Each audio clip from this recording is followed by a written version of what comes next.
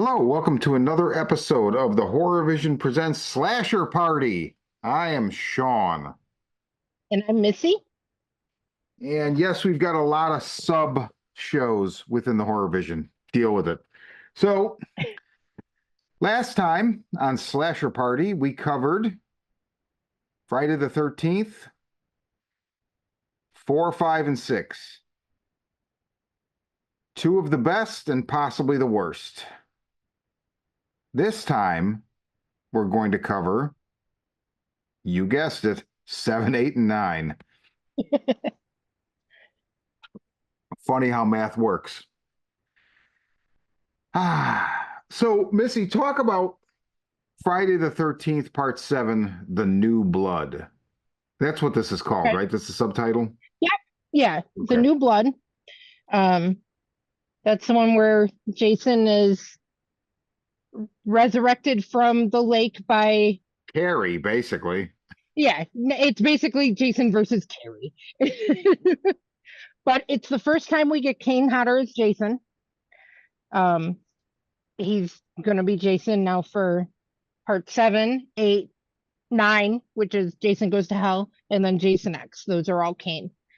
Um, and I like even though Jason does not speak, I feel like Kane Hodder brings a lot to the character. Yes, I 100%. love I yeah, I love seeing him as Jason, and, I met Kane Hodder at a film fest, and he's a pretty cool dude.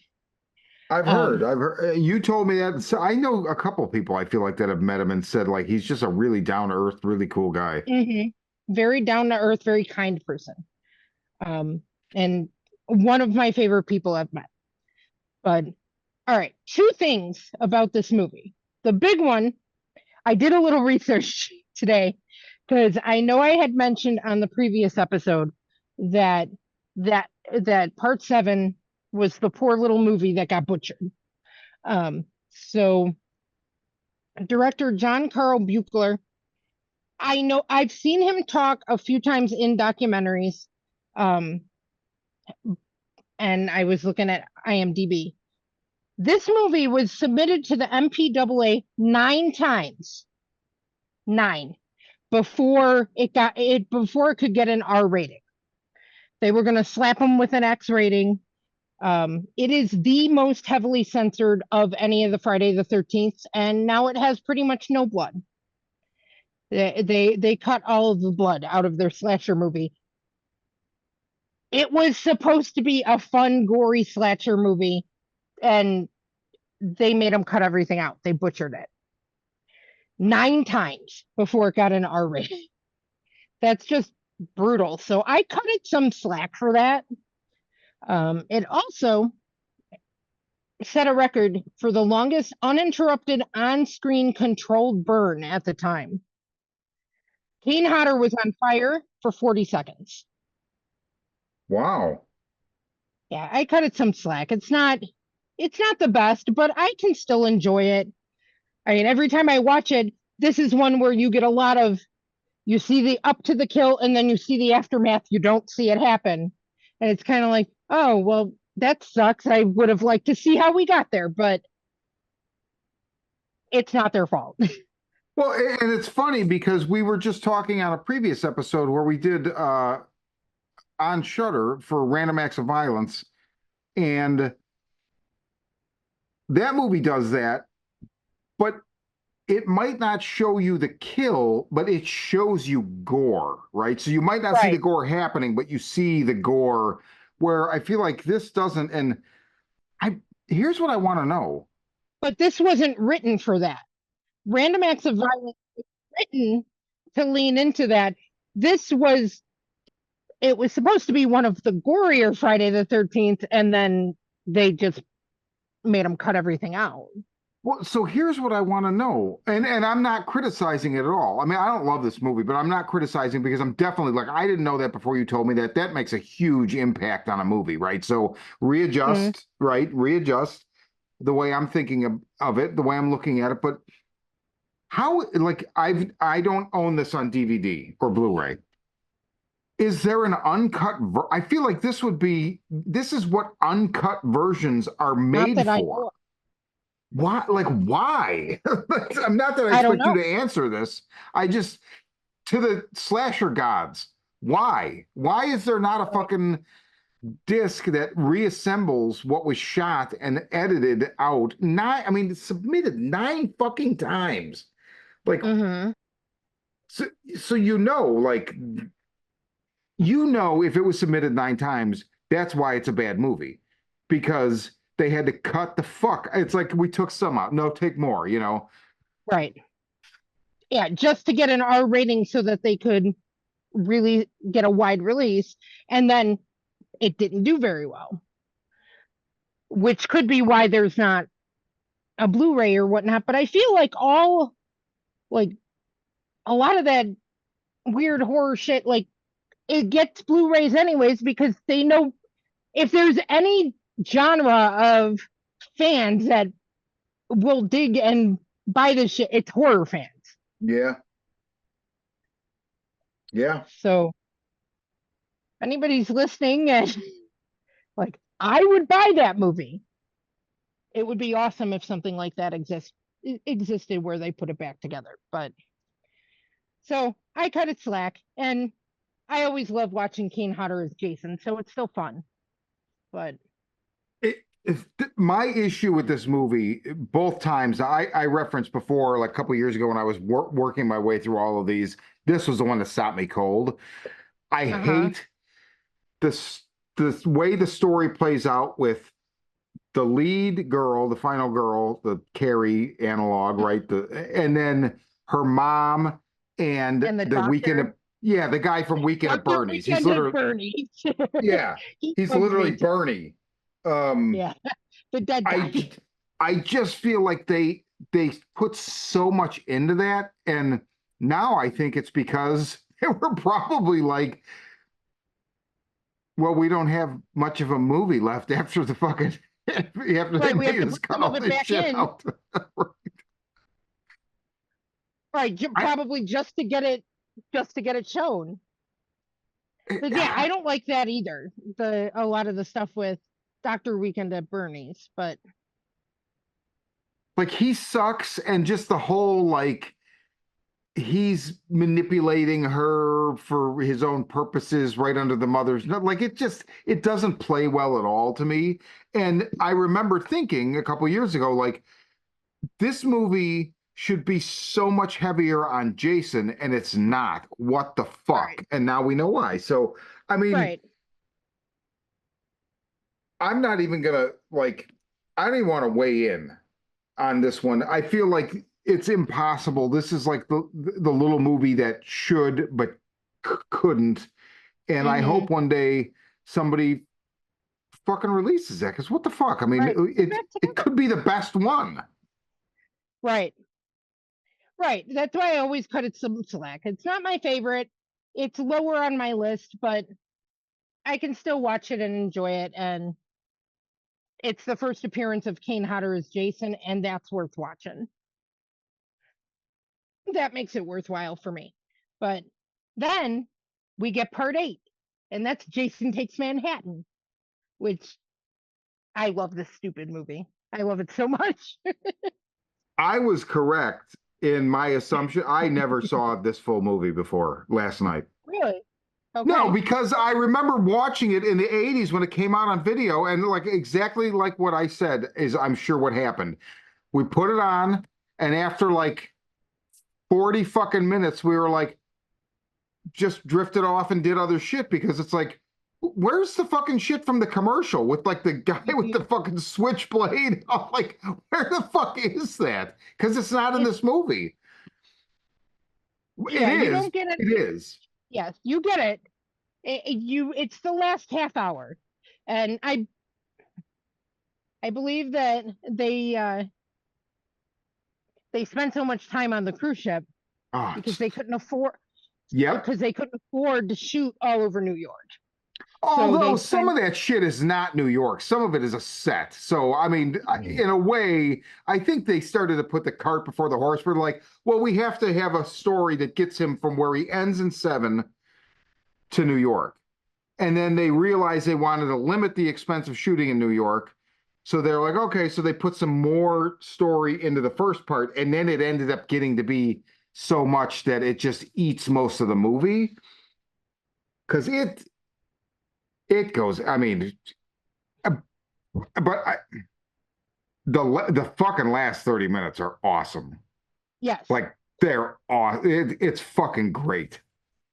Yeah, the last 30 minutes make it worth it, but I mean, at least to me, I think the stuff on the boat is still entertaining. It needs to be parsed down though. It's just I don't know. They spend a lot of time on stuff where it's like that didn't need to be that long. But I think that was another case of they were rewriting the script because they wanted to do things in New York that they couldn't do. So they wrote it to be more on the boat. I feel like the most egregious because some of this boat stuff's cool. I love the chick with fucking guitar, and so at first I'm like, wait a minute, is this bitch just like playing air guitar because she's hitting play on a fucking ghetto blaster, and I'm like, Right. is she just pretending? And I realize, oh no, this is like that weird thing where like the adults writing the movie just don't get kids and what they do, and they're like, yeah, they just plug the guitar into the ghetto blaster and play along. Like, But she's not even really playing. Like she's like well, dancing with the guitar. but she is supposed to be really playing, but like along with a pre-recorded. It's so ridiculous.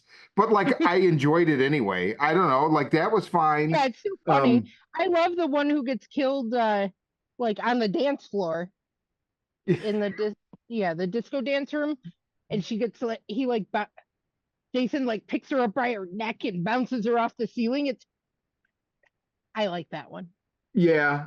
So the actors are supposed to be fucking high schoolers because like the one you just referenced that dies, she's friends with the blonde chick that's like the one that's like, oh, let's do coke. I'm the homecoming queen. We won't get caught, right? Yeah, the meat girl, the one who pushes who knocks the one who can't swim into the water on purpose. That chick looks 34. Like, I mean, I know that this was like the common thing back then. And when you're a kid, you can't tell the difference sometimes between 18 and 34, whatever. But I'm looking at this now. I'm like, man, like they really were egregious with the way that they cast these high school kids. And actually, wait a minute. So the chick that dies on the dance floor, I was totally not sure if this was like a crisscross reference, that like rap group that wore their clothes backwards, because she's wearing a belt, suspenders, but that are like backwards and yeah, they're cross-wrong. I noticed that too. But so suspenders and a belt on shorts that are over pants. I'm like, dude, what the fuck is this chick doing? It's so weird. I didn't notice that the shorts were over pants. Well, or maybe they're like leggings or something. They're probably leggings or something. But I did notice the suspenders were backwards. I assumed it was some kind of 80s trend, but I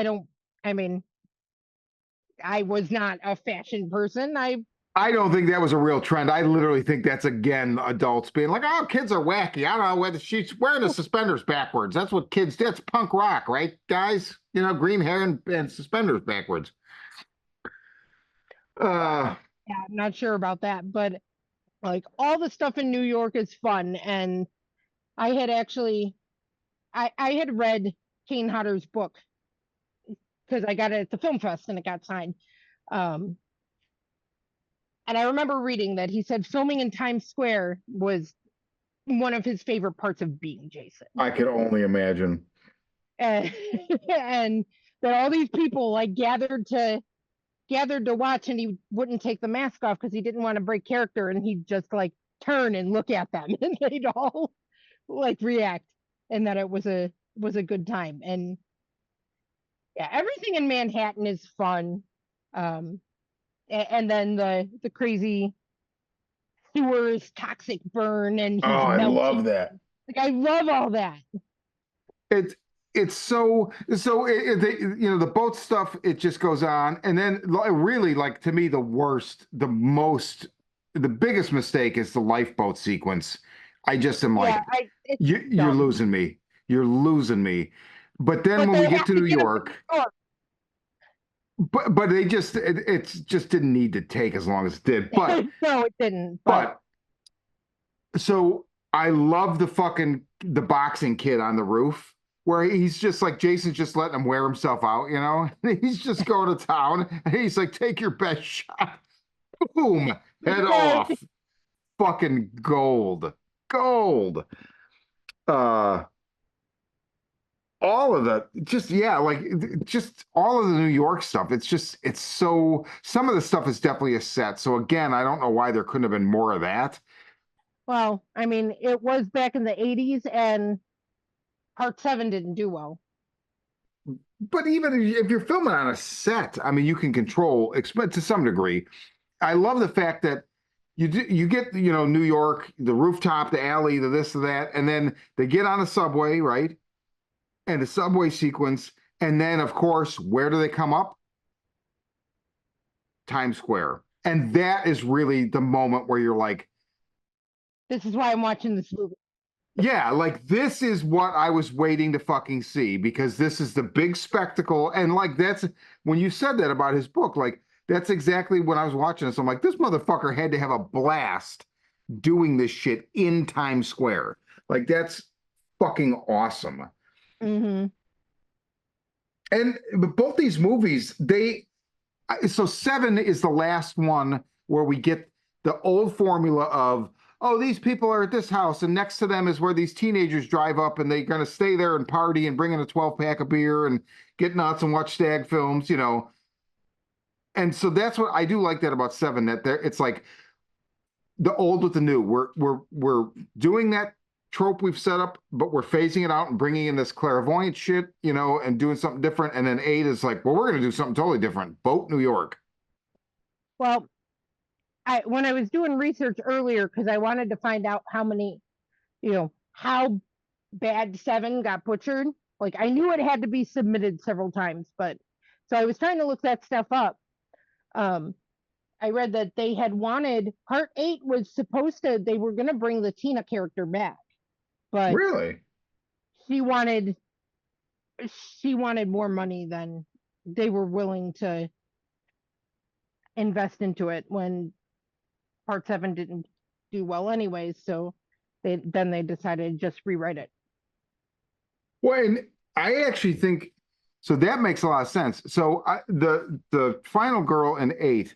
Here's the other than the New York stuff. The thing I really like about eight, and it's threaded through the whole movie, right? So it's a good through line where I start to get annoyed that we're still on the boat, but then okay, but here's this. I love that they bring that character's visions of that drowning kid where it's like, oh, the full circle is when she has the flashback with the uncle or whatever the fuck he is, where Mm-hmm. they're on the lake when she's a little girl, pre first movie. So Jason is still in the lake, right? Mm-hmm. And I just thought that that was absolutely like a chef's kiss moment for the series to like let's go back and like talk about how this person's life intersected with Jason's legacy and history before these movies even started. I just thought that was brilliant. Yeah, yeah, I dig that too. It's I mean, it's a fun one. It's one of the ones I've seen the most. It's among my favorites. It is my cousin's favorite. So it was, you know, a Missy and Jimmy Friday night video store special 100 zillion times. Mm-hmm. And so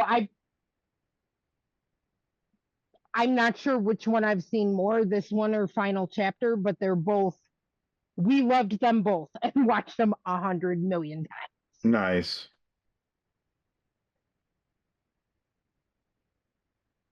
I also absolutely love the song, the darker side of the night by Metropolis. I spent like an ungodly amount of time last night looking this up to see if it exists in some form. Like Does it? like a I can't exactly tell. It appears to be there. It appears to be a German vinyl from 1999, which makes no fucking sense unless that was the first time it was pressed. There's CD too, but like it's a cheesy 80s song, but I fucking love it. Like I Really? love it. Okay. I'm not sure. I'm assuming it's the song at the end Hmm. credits song. Okay. Yeah. Yeah, I don't know. The only one that it kind of plays in my head now anytime I watch one of these is Alice Cooper did that Man Behind the Mask song. He's back. It's from it plays Oh, at the end of either 5 or 6. I don't yeah, remember yeah. which, but I think it's 5. It might be 6 though. I think it's I'm six actually, but I could be Is wrong. it 6? Maybe it's 6. Either way, I love that stupid song. And now having watched the you know 5 and 6 recently, every time I spin it, it plays in my head. Like I didn't even notice what the end credit song was because my brain was just singing "He's the Man Behind the Mask" because it was Hmm. 2 in the morning and it was time to go to bed. It's got to be six because I Yeah, it's can't probably imagine they 6. do it for five because he's not even in five, right? So like that'd be That's kind of true. Yeah, pointless it's got to be 6. because that's him coming back, right? Like, Right. Yeah, he's back. He's the man. Yeah, that makes sense. And everything about 6 is fun, so it makes sense yeah. that it should be a fun song. But yeah, I Manhattan's a fun one. It's one of my that's one I can put on at any time and I just want something fun and light. Yeah, I'll watch Jason Take Manhattan again. I can see that. I definitely when I started it, I was like, this is gonna go the way of seven for me. And then by the end, I was like, no, it's not. I don't know that I'm gonna sit through the whole movie again, but I'll definitely be like, here we go. 30 minutes left. Let's take it. Yeah, and then when you get in the mood, even if you just watch the end, it's still worth it. It's Yeah, still yeah. fun. It's interesting, the toxic waste stuff. So I first of all, anything in New York in the sewers, I'm immediately in. Like I just have loved that whole shtick my Hmm. whole life. And then you throw in vats of those, the barrels of toxic waste. Neon That was, green toxic waste yeah. that Oh, I mean it looks like freaking green Kool-Aid and I don't care. I'm all in. I love that so much, that imagery. But here's an interesting thing I'm thinking, okay? So he literally decays from the toxic Yeah, waste he she melts. throws on him. And then so he decays, you see his like, face is, blah, blah, blah, like deteriorating or whatever. And then you see like a hand that looks kind of normal. And then you see the little kid.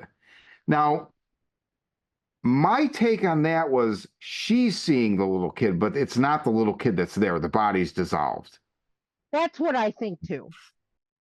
Because she had the connection, we get from the flashbacks with the little kid and everything. I don't think the Yeah. little kid is really there. The other guy doesn't react to it, No, Sean. the little kid's definitely not really there. But It's I just had wondered at first if the she sees toxic him waste that had way. I wondered if they were suggesting at the end the toxic waste had dissolved the body back down to the point of being the child that was Oh, I don't killed. think so. Okay.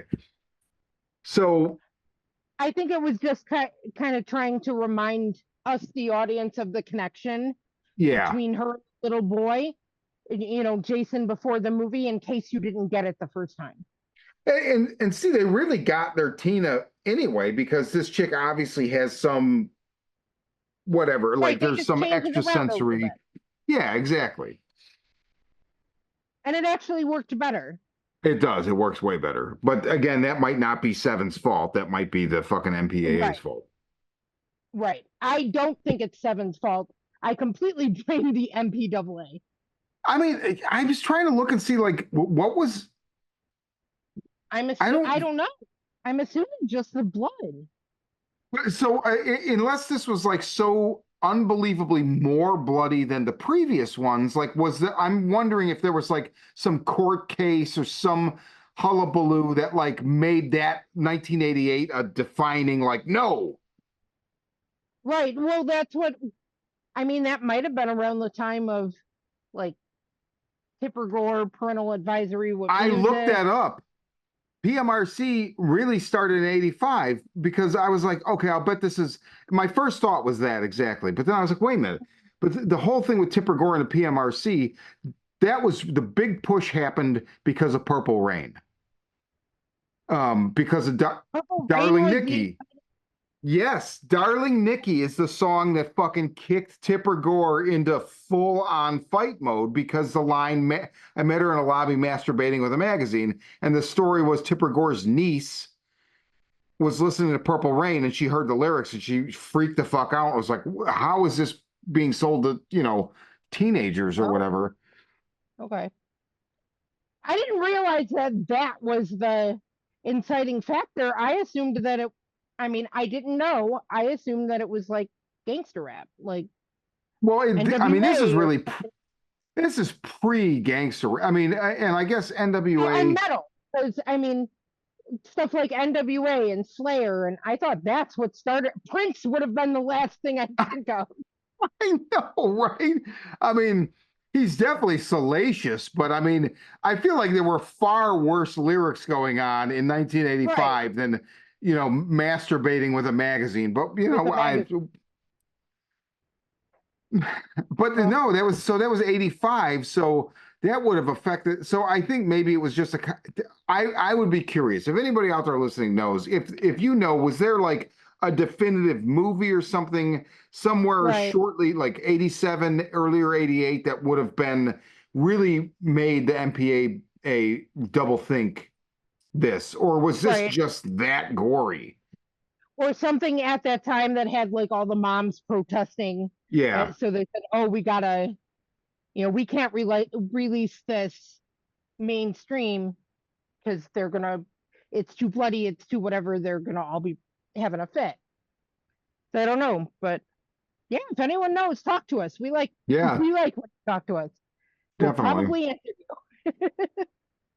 But so back to the toxic waste dissolving the body. So this is why I love, and full disclosure, right? Adam Marcus, the director of Jason Goes to Hell, is a friend of mine. And I watched Jason Goes to Hell well before I knew Adam Marcus. And really, really liked it when I watched it the first time. I remember bringing it home from the video store, smoking a bowl, watching it, and just being like, fucking best intro sequence. And I stand by this to this day. Just watched it again last night. There's not a better intro sequence in the entire franchise, in my opinion. It's just fucking outstanding.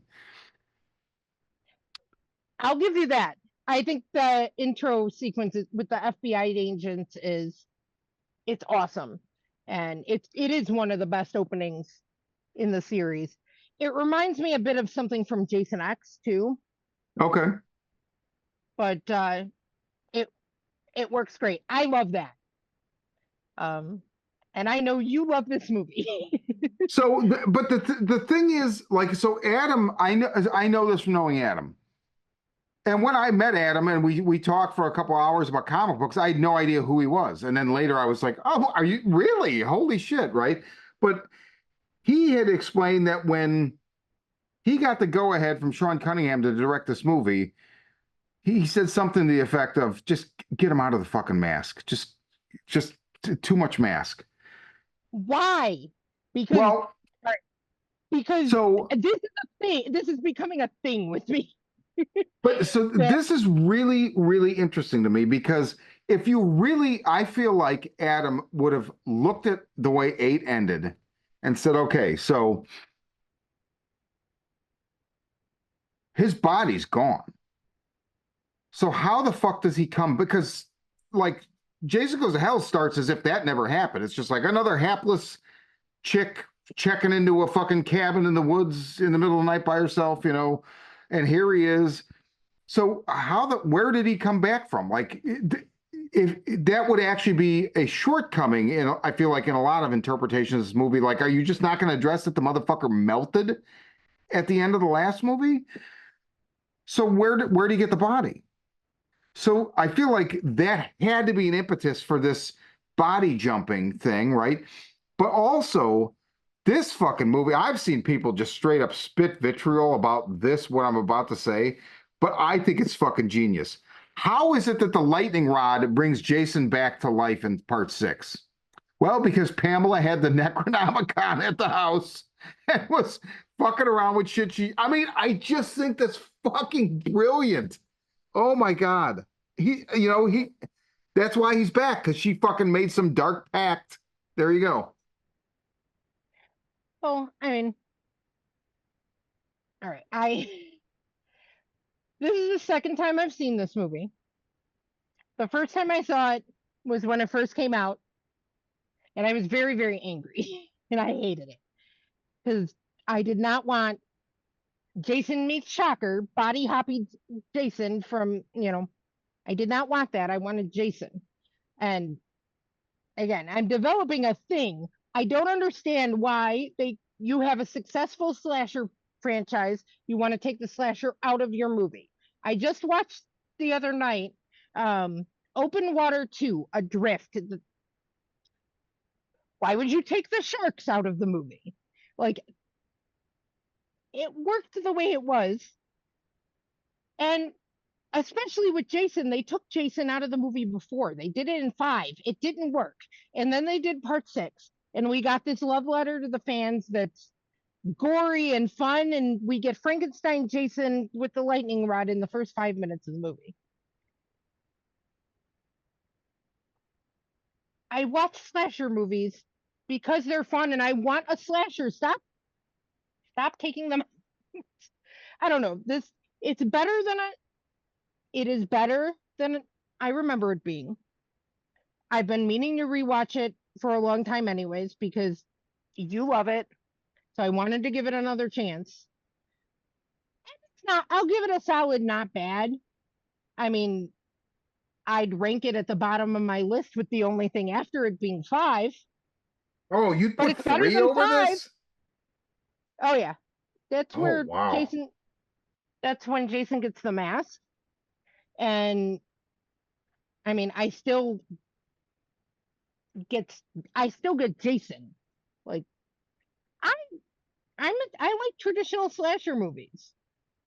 Oh, This that's cool. I get that. I definitely get that like criticism for it's sure. not I don't think this is a terrible movie, but I mean I might have liked it better if it was not Jason, just some body hopping thing. I'd probably be fine with it. I mean it's not terrible. It does body I mean it's got some good body horror going on in it. I mean that scene with Yeah. the heart Oh is God, that's really just it's nasty. And oh. I learned today that Jason's heart is used in From Dusk Till Dawn. It's Monkey Man's Oh, heart. So that's fucking awesome. I also learned that the heart was made of gelatin and filled with fruit cocktail and black food coloring, and it looks awesome. And it It looks does. so good. It looks Like it oh. even made when he bites into that heart, I like it's kind. It even made me kind of go, "Ew," and Yeah, like and he bites into it, but then he just keeps like fucking slavering on like just oh God, it's so and all the gross. chunks and everything. So it's fruit cocktail and Jello. um, but I think the opening's great. I do like the thing with the Necronomicon. I mean, it's kind of cool and fun. And I'm glad you said something about it yesterday because I realized that I had probably faded out for a couple minutes and missed it. And I liked the movie better having seen it. Yeah. And it is Raimi's Necronomicon, right? It's like Adam had told me he like asked him if he could use it. He did. And you notice there's also the fucking crate from Creep Show is in the fucking movie. The crate Okay, that's I under missed that. so You said there was a second famous prop. I thought it was the dagger because I think the dagger is also from Evil Dead. Oh, is it? You, huh, you might be right. That Is it one I not don't the kid? know. That Oh, one I don't know. Evil Um, Dead, Evil Dead 2. I think it's from Evil the Dead 2. so that what is her name? I think it's Lynn Gray, the the final girl's mother, who I kept thinking, what do I know this woman from? And it's because when I was a kid, I loved Buck Rogers, and she was the female lead on Buck Rogers, the TV show. Oh, okay. So her body is like, at one point, I don't know, she's like in the basement or something, whatever it is, and there's a crate, and it's the Arctic expedition. Um, what it's like, So it's the thing the big monster comes in yeah, Creepshow? in Creepshow, which is also a callback to the Thing, because it's like it says something Right. to the effect of property of Jay Carpenter or something like that. Oh, Um, okay. Oh, I didn't see it. I missed so it. it's like a callback to a callback. But yeah, I get what you're saying about the slasher thing, and to me, it's the same. Like I think here's what it is. I think we've got a bunch of movies behind us with Jason, and at that time they were probably thinking there'll be more after. So let's do something different because this could be like I like the idea of there's nothing wrong with slasher movie a slasher franchise, right, where it's just the same thing, like we get the character, we run him through a scenario, he kills people, nothing wrong with that. But can we stop for a minute and maybe think of trying to do something with that takes it in a completely different direction and expands it? And I love that, and I really think it's got to be born of the idea that at the end of 8 his body is fucking gone. So where Yeah, does he get maybe. the? I mean, it's such an interesting way to approach, and I love I also love the design of Kane Hodder's Jason in Jason Goes to Hell with like it almost. I don't know if it's supposed to be brain, I like, think, yeah, his head's like all and he's got that like the rounded. crappy hair like strands or whatever. It's like, oh, it's just so ugh. And I forgot about the thing at the end with Freddy's glove. I totally forgot about that. That's Kane Hodder too. That's his hand. Oh wow. Well, and he also plays one of the security guards. Yeah, he does. And the other security guard looks like fucking Elvis. Like, by the way, I kept going, is this guy Elvis? I love like the whole American case file thing, like that story where it's like, they're kind of like Inside Edition and that smarmy fucking Hmm. guy, I'm gonna offer $500,000. And I also love the Creighton Duke character. I absolutely love that character. I wish there was more of him. I don't understand him. Like, why do we have this weird cowboy that's like breaking people's fingers? Like, Well, so the finger scene is the first scene I was saying. So I went. This is exactly my train of thought last night, and I remembered I've had this exact same train of thought before. It okay. seems like the most pointless, crappy character. Like, why is he doing this? He's doing it to make sure the guy is has the mettle, mettle, for what he needs to do. Oh, That's why he's doing. Because at first it just seems like stupid character bullshit that has nothing to that do with yes, anything. that is what I That's why thought. he's doing And I'm it. like, No, that's why he's what? doing it. Okay.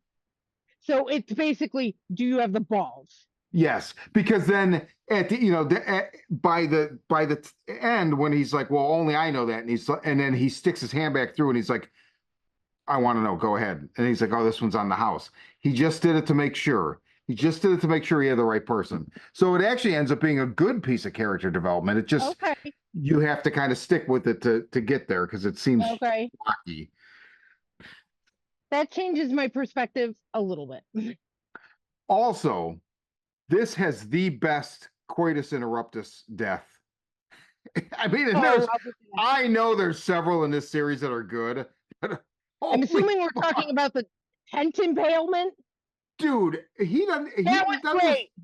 he doesn't just impale her, he fucking impales her and then And fucking slices her in cuts her. half. I mean, it is insane. Oh yeah, best death in the movie. I really like this movie, and the whole like also so eight is the first one. I noticed this watching eight, and I couldn't exactly figure out why because I'm like I don't know why. And this one too, more so. These are the first two Friday movies I feel like where we can definitively see Nightmare on Elm Street's success influencing these movies. So with eight, I think it's there's just something I don't know. There's like music cues or something that reminded me a little bit of Nightmare on Elm Street more like that I'd not noticed before. This one, it's the by a Voorhees he was born, and only by a Voorhees can he die or be reborn. I feel like Mm, there's something about that that's so Freddy. It's not exactly Freddy's okay, thing, but I just feel like that right. logic It because that's is. It new. We'd never heard that before. right. Yeah, I can see that a similarity actually, because like, um, it's the way he says it. It reminded me a bit of in Dream Warriors when he goes and he finds Amanda Kruger, the nun. The way she tells it, Yep.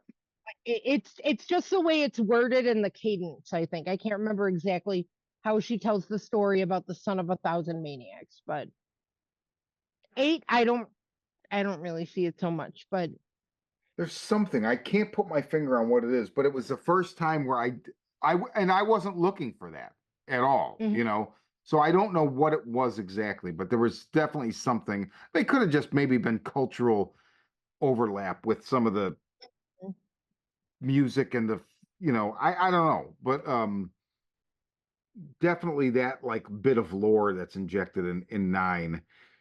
Now, okay, so next we're gonna do what are we doing next? We're doing it would be Jason X, so okay. Jason in space, and that's a favorite. That one's so much fun.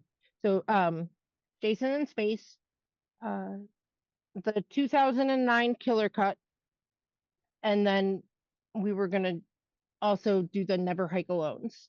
Okay, so first, the when you call 2009 Killer Cut, is that a That's specific cut of the movie? no, that's just what it's called.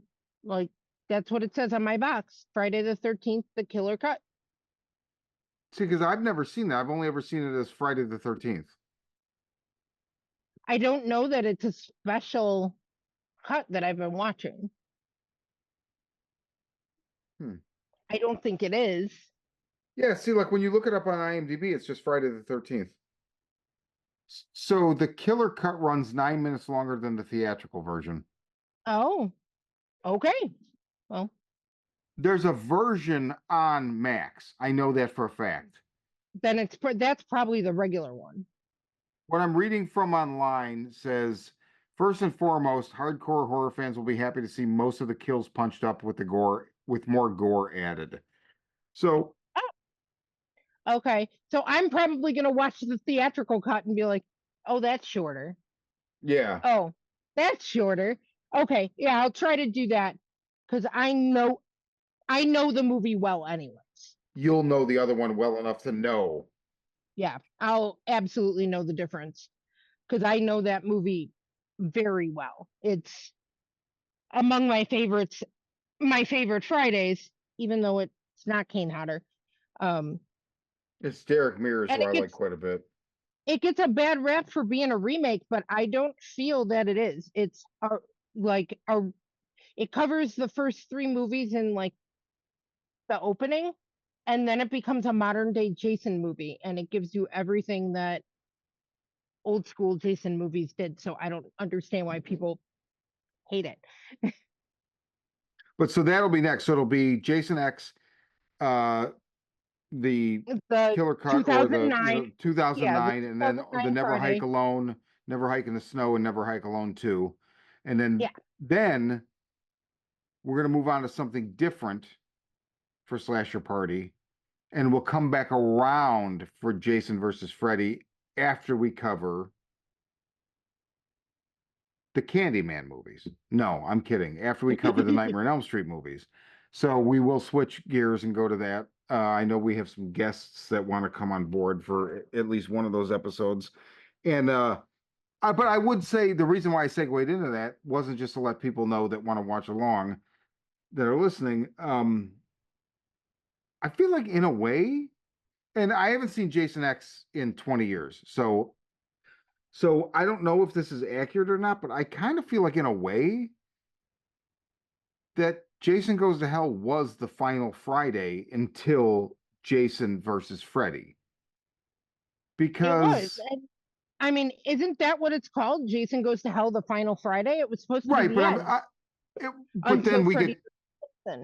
we get Jason X, which I guess technically takes place way in the future. So I guess yes, it was the final Friday, but it definitely seems like it's just so weird to think that a movie that came out in 1993, like They were talking about the Freddy Jason crossover forever. Like they that were was all. obviously, yeah. But it is weird to think that in a way, Jason Goes to Hell now 31 years old is the last one in a way, and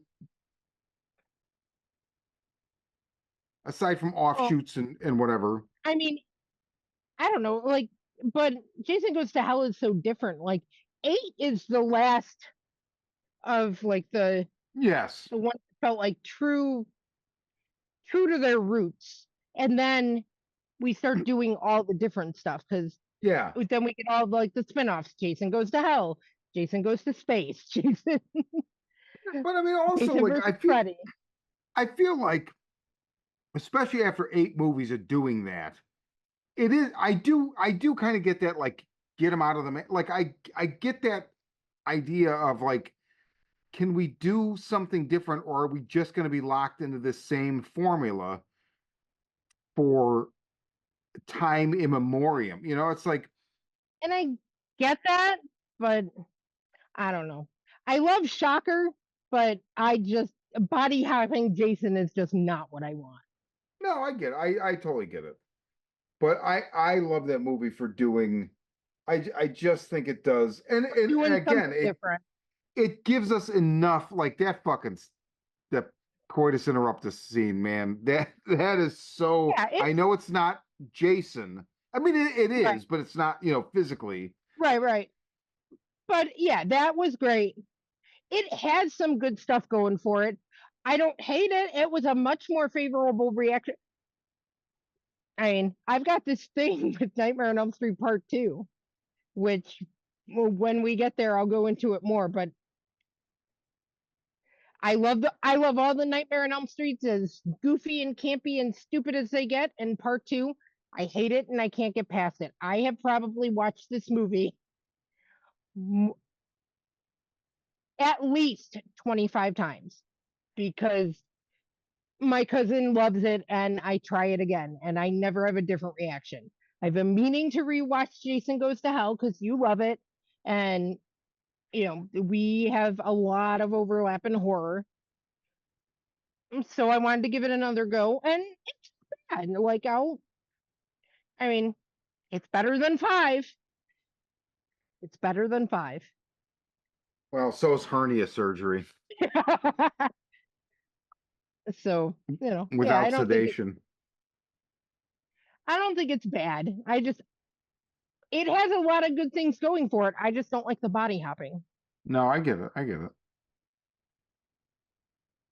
And I Well, don't know if there could have been a different way to take him out of the mask. And I mean, I guess it was creative, but I just don't like it.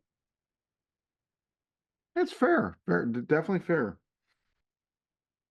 Okay, well, so that's Friday the 13th, 7, 8, and 9. And like we've established, we'll be back soon with the last leg of the Fridays, and then we'll move into the Nightmare on Elm Street movies. But until then, and until somebody eats my heart and I move to a different body, I'm Sean. And I'm Missy. And stay out of the fucking sewers. They flood with toxic waste at midnight every night. Every night. Every without night. fail.